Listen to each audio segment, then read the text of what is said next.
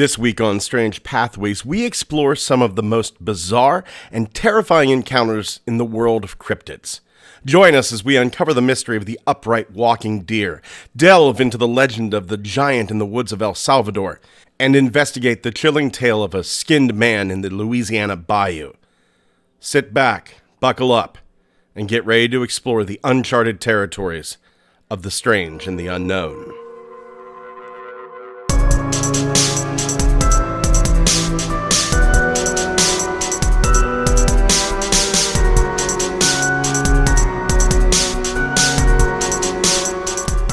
Hello and welcome to this week's Strange Pathways. I am your host, Scott Mort. I hope you've been having a great week. I've been having a great week as well. I'm taking a lot of time off from my regular job.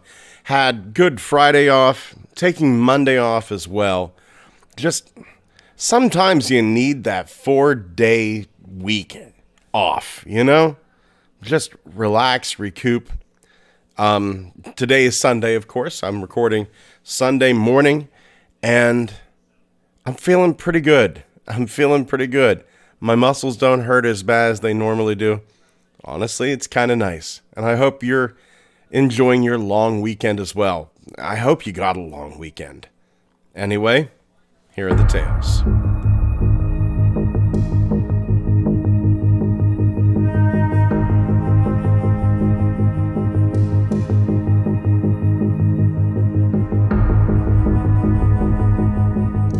Our first tale takes us to southern Louisiana.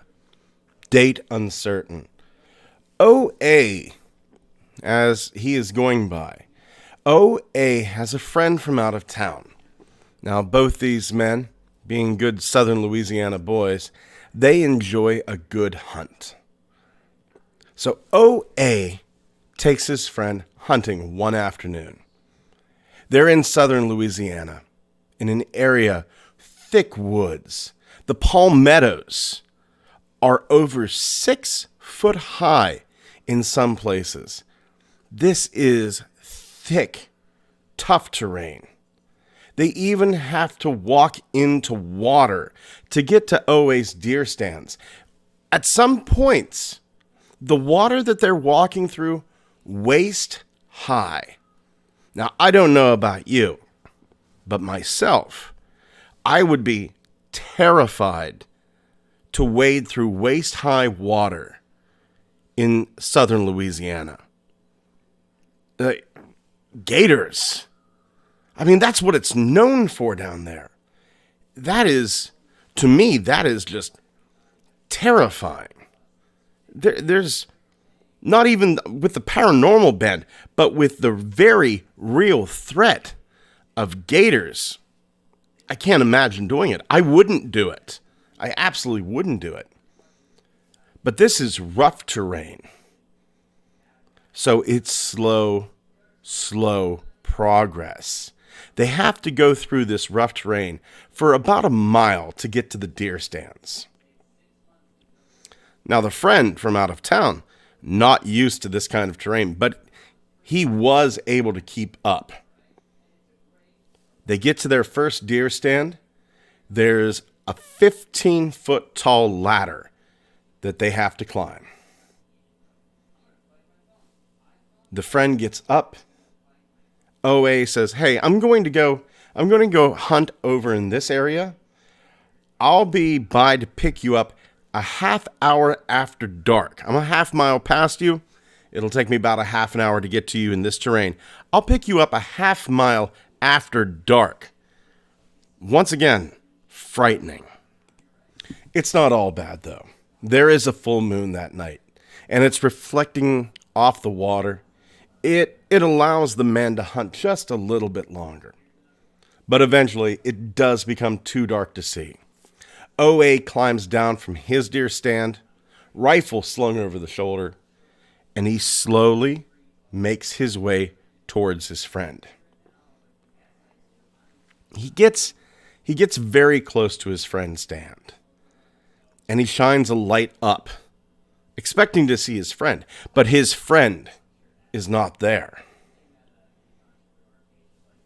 He shines his light down at the bottom of the tree, I'm sure a lot of things are going through his head. Maybe he's using the bathroom.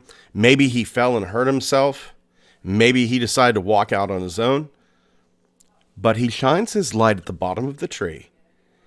And there he is, leaning against the tree. His back is against the tree. OA calls his friend's name a few times.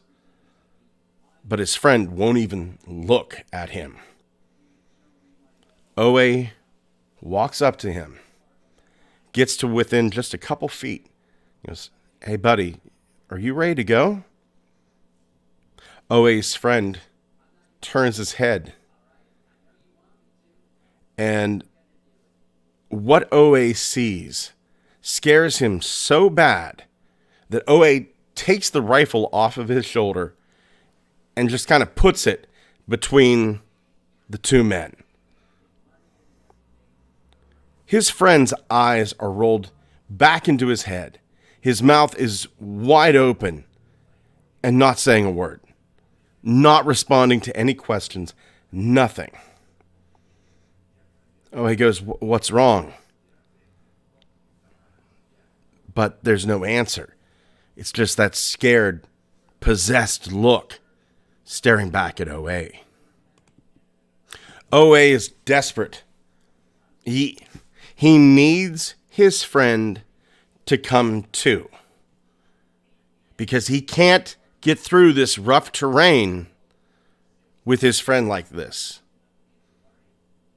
So, begrudgingly, OA slaps his friend's face. And his friend snaps back. He goes, "Hey, buddy, you okay?" And his friend just looks at him and goes, "Get out of here now." OA makes his friend walk in front of him the whole way back to the truck. He's not certain what's going on. OA is scared. The friend is scared. They both get in the truck. They don't say a word. But then finally, OA gets the courage and says, "What happened?" And his friend starts to cry. His friend finally composes himself enough and says, I was sitting on the stand, 15 feet below. I hear something coming through the water. I can hear it moving the palmettos out of its way as it's walking. It got close enough for me to see. And what I saw, it looked like a man who had been skinned alive. He had no skin at all on his body. I was so scared. This thing, I just let it pass under me. And I was so scared, I climbed down and hid under the stand against the tree so it wouldn't see me if it came back. OA realizes my friend was in shock. That's why he looked the way he did.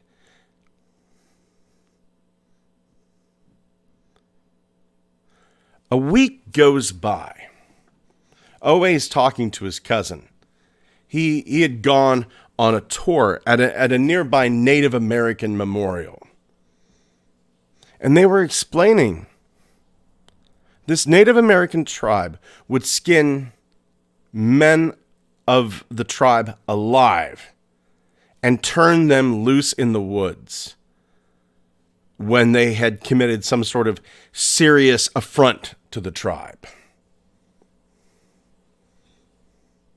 Now remember, OA's friend was not from around this area. He had no way of knowing that this was the custom at the time. Now, of course, that Native American tribe is no longer there. Europeans did a great job of making sure that all tribes are no longer there, unfortunately. Was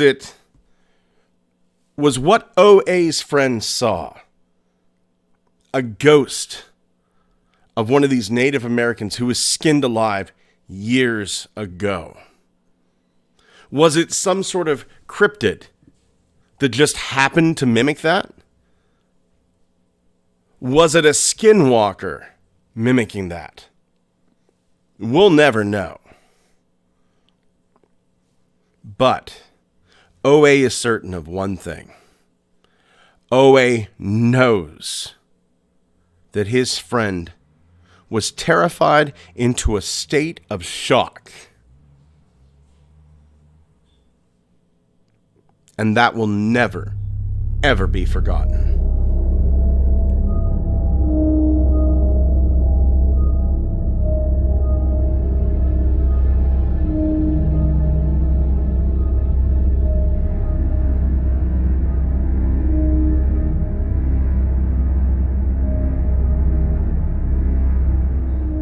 Our next tale takes us to the jungles of El Salvador, 1979. Now, this was in a Reddit post by Reddit user MacG4ever. MacG is very insistent. He says this did not happen to him, but it happened to his uncle. You see, in 1979, there was a 12-year-long civil war. And MacG4ever's uncle was in the military. Part of the mission his uncle had was to go into the woods with 6 other guys to look for militia groups that were camping out in there. After walking in the woods for hours and hours, on absolute high alert, afraid for their lives, MacG4ever's uncle and the 6 other men feel the ground shake. Now, first thought would probably be earthquake, but it's a pulsing. There's something big walking towards them. The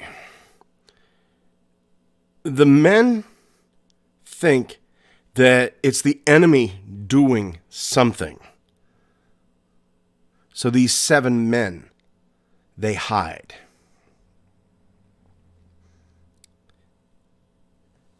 He sees something walking in the distance. And then as it gets closer, MacG4ever's uncle realizes that what he's seeing is a giant. Not a really big person, not a Bigfoot. His uncle said that it's more of a Jack and the Beanstalk kind of giant. There are trees blocking the view somewhat, but he can make out that it was a really big human, as tall as the tallest tree out there. His uncle wanted to get a really good look at it, but he's terrified. He doesn't want to get out of hiding, because for this thing to kill all these men, it's going to be no problem whatsoever. This giant just walks right past them. Doesn't notice they're there. Doesn't smell them. Doesn't sense them. These 7 men are just terrified. And they wait there for a long, long time. They're scared. 2 of the men let their greed get the better of them. They say, hey, let's go kill this thing. We'll get rich. But the soldier in charge says, stand down. Everyone else in the troop, they think these 2 men are idiots. for suggesting even anything close to this. Absolute idiots. The next trick is to get back to their base as quickly and quietly as possible. Not an easy task in the forest. Twig snapping, leaves, just the sound of rocks scattering, leaves brushing against the trees. It's almost impossible, but these men do make it back to base, and they tell everyone, and say it with me, no one believes them. These men, they were friends with pilots, and the pilots said, no, your story's crap.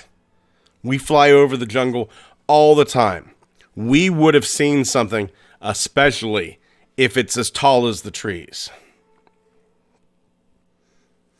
All of the guys describe what they've seen. One guy said that it looked bald. Another guy said, I think it's wearing like a loincloth, like Tarzan. But his uncle did not get a good look. The only thing his uncle knows is that the ground was shaking and he saw a giant human walking in the distance. He gets down and he hides until it's gone.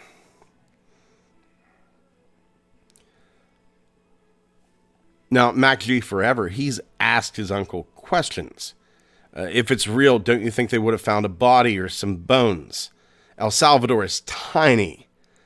And the uncle would always respond with, I don't know about none of that stuff. I just know what I saw that day.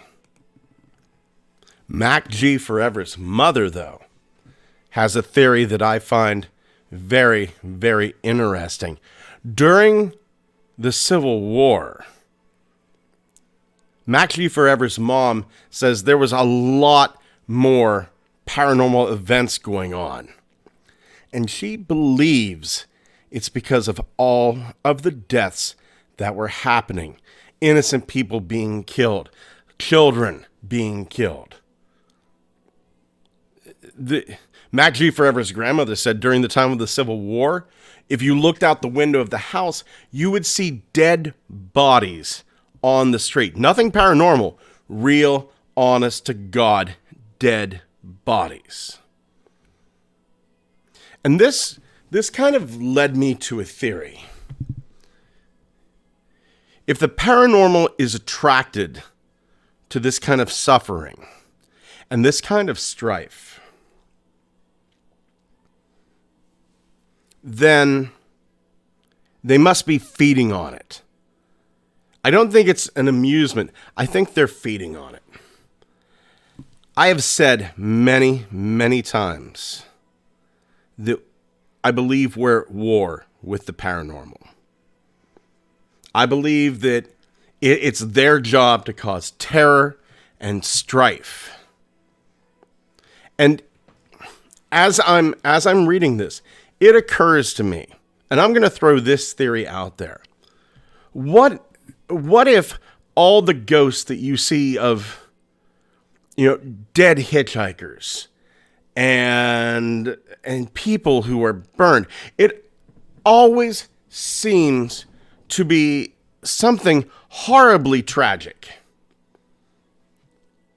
Why would someone, or a spirit of someone who has passed on, want to relive the most tragic moments over and over and over and over again?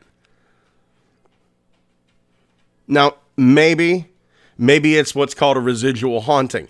Maybe it's just something that's being replayed over like a tape recorder. Or what if it is a mimic? What if this is something that feeds on that terror, that feeds on that strife, and is farming it? is recreating that terror over and over and over, and feeding on the panic and fear of new witnesses all the time. Oh, sure, nothing's ever going to be as good as that original event where the explosion happened and the woman lost her head. That's an actual story from here in Johnstown, actually the next city over, Windber, Pennsylvania, where a lovely woman lost her head due to a firework accident. And people see her all the time. But what if it's not her? What if it's something that's looking for just a quick meal?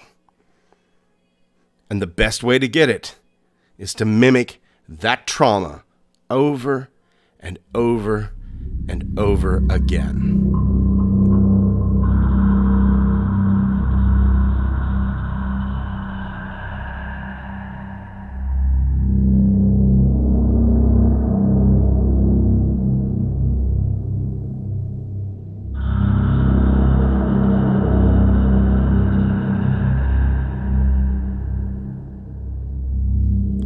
Our last tale is going to take us back to the year 2020, the U.S. Marine base Quantico in Quantico, Virginia. Now, this tale is coming to us from, and I cannot praise them enough, phantomsandmonsters.com. Go there every single day. I do it. You should too. It's absolutely incredible. Now, Leon Adler, that is not his real name. But Leon Adler is a corporal in the U.S. Marines. He was working as a security officer at Quantico, and he was doing his nightly patrol on the west side of the base. His patrol would last from 9 p.m. to 6 a.m. Leon is on a break. He goes into the woods to check on one of the game cameras he has set up. Leon's using them to look for poachers, trespassers, anything that might be in the area that shouldn't be. This game camera, it's just a few feet into the woods off the roads. And he notices something that comes up in a lot of missing 411 cases. The woods go silent. So quiet, Leon is unnerved. He gets to the creek by where the camera is, and he begins checking the card on a little laptop that he's carrying with him. He's sitting by a tree. He's there for just a few minutes, and he hears footsteps coming through the woods. Whatever this isn't animal footsteps. This is two-legged footsteps, and you can tell the difference. Adler is looking in the direction of the footsteps, and he sees a white-tailed deer step out of the foliage. It's at least an 8-point buck. It's big, around 180 pounds.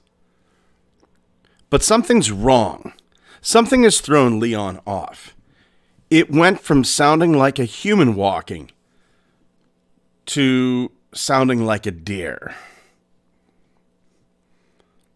There's this large oak tree that's near the clearing. Adler watches the deer slowly walk over to the tree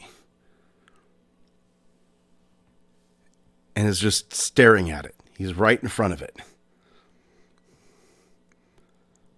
This deer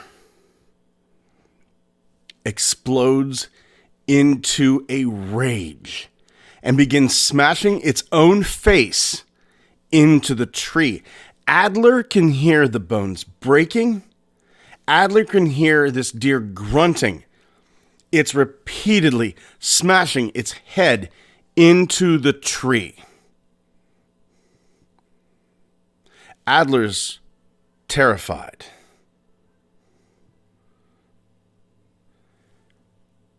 He's just hearing this thing smash its skull over and over and over.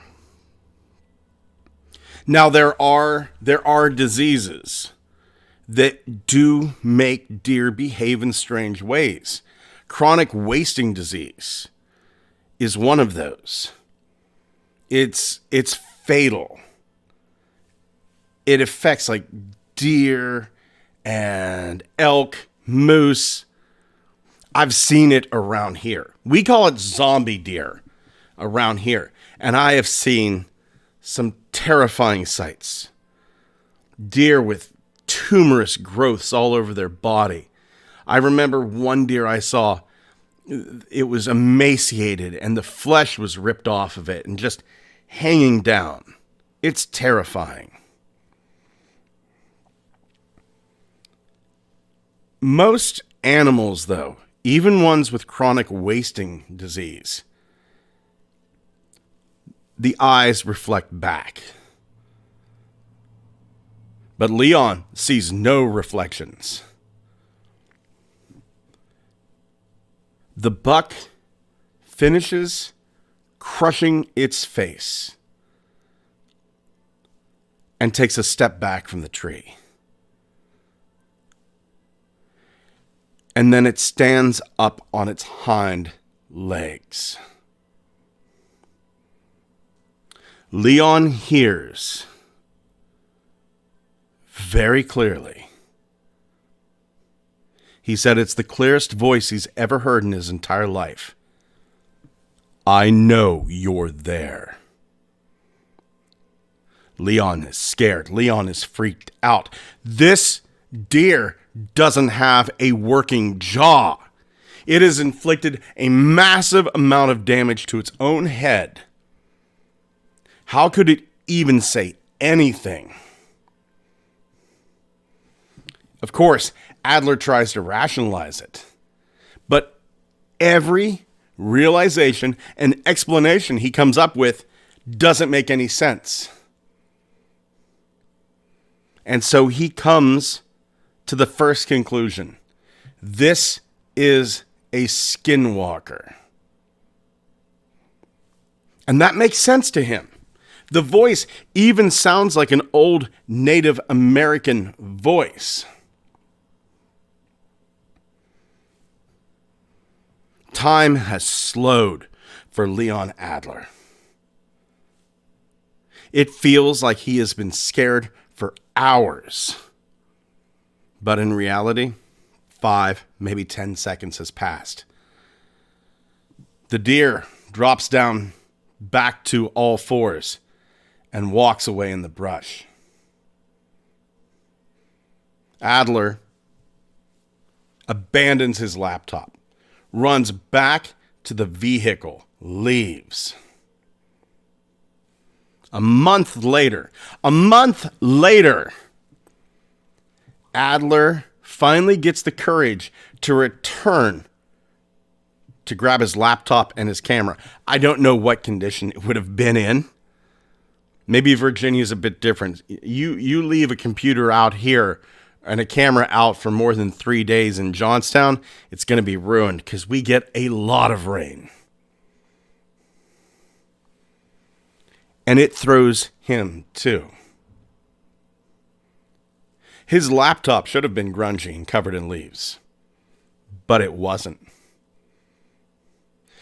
It looks just like it was dropped there 20 minutes ago, even though it's been sitting out there for a month.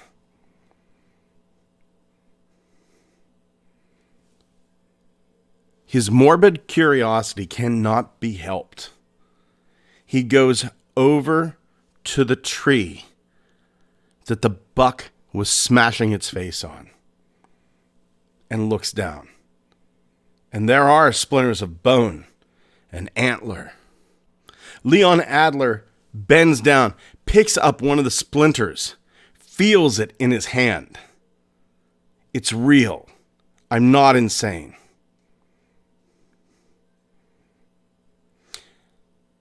even though Leon is still on active duty at Quantico, he has never and will never return to that spot again.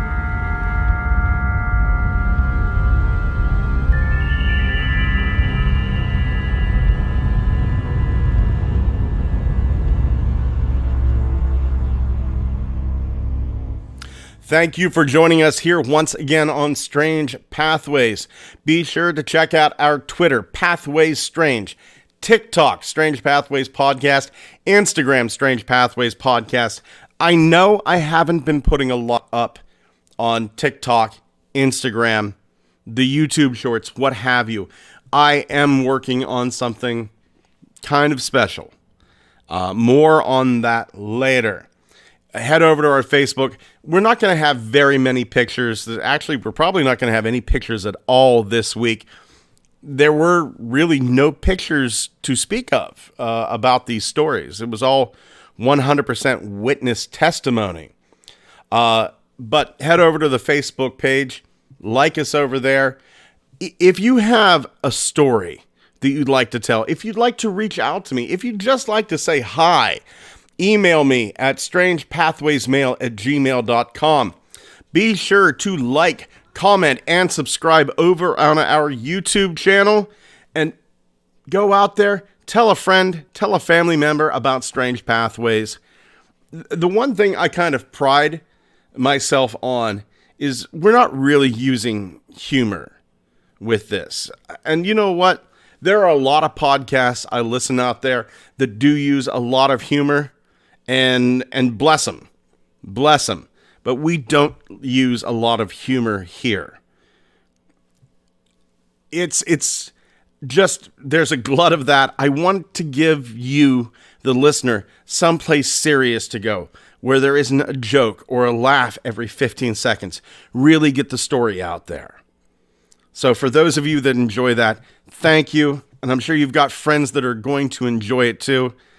We're gonna treat this like a Brad Steiger book and less like an Abbott and Costello movie over here. Thank you once again for joining me this week. Take care of yourselves and each other.